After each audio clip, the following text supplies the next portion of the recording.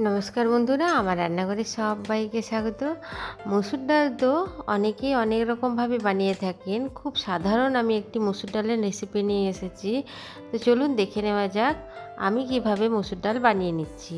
এইভাবে মসুর ডাল বানালে ভাত, রুটি, পরোটা সব সাথেই খেতে দুর্দান্ত লাগবে। কড়াই চাপিয়ে দিয়েছি গ্যাসের চুলায়। গ্যাস জ্বালিয়ে এরপর দিয়ে দিলাম কড়াইয়ে কিছুটা জল। জলটা একটু গরম হলে আমি আগে থেকে ভিজিয়ে রাখা মসুর ডাল এর মধ্যে দিয়ে দেব। মসুর ডালটা আমি 2-3 বার করে ধুয়ে আর 10 মিনিট ভিজিয়ে রেখে দিয়েছিলাম। এখানে আমি হাফ কাপ মসুর ডাল নিয়েছি। দিয়ে দিলাম আধখানা টমেটো আর 2টো কাঁচা লঙ্কা।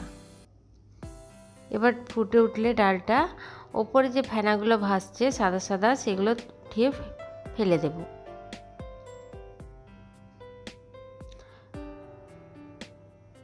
খুব সিম্পলভাবে আমি এই ডালটা রান্না করেছি, খেতেও দুর্দান্ত লাগে। আপনারা অবশ্যই এইভাবে একবার ডাল বানিয়ে দেখবেন।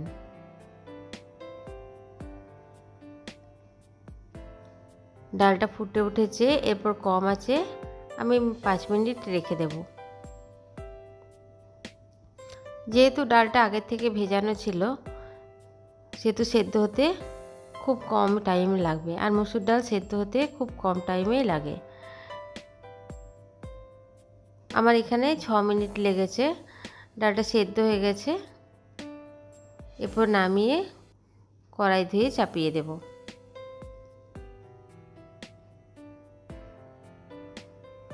কড়াই ধুয়ে চাপিয়ে দিয়েছি।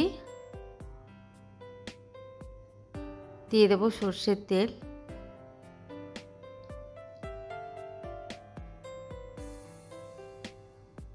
মসুর ডালে সর্ষের তেলটা দিলে খেতে টেস্ট হয়।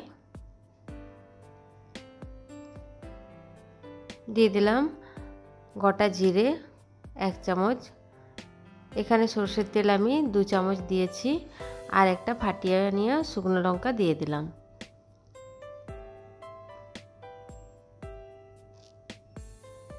আমি ডালের মধ্যে নুনের ব্যবহার করিনি।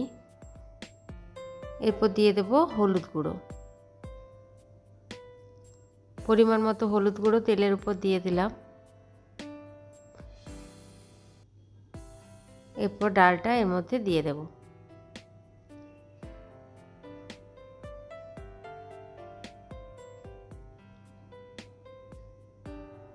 ডালটা দিয়ে দিয়েছি। এরপর দিয়ে দেব পরিমাণ মতো নুন।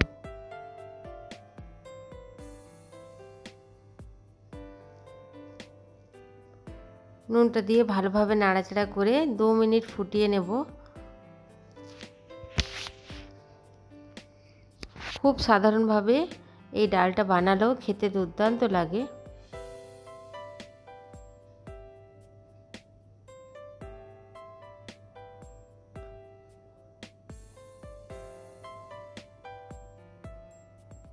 ডালটা ফুটিয়ে উঠেছে। 2 মিনিট পর গ্যাসের চুলাটা বন্ধ করে দেব। তৈরি হয়ে গেল দুর্দান্ত স্বাদের মসুর ডালের রেসিপি। আমার এই মসুর ডালের রেসিপি আপনাদের যদি ভালো লাগে তো আমার চ্যানেলটিকে সাবস্ক্রাইব করার জন্য অনুরোধ রইল। সঙ্গে একটি লাইক করে দেবেন। ভিডিওটি দেখার জন্য সবাইকে অসংখ্য ধন্যবাদ।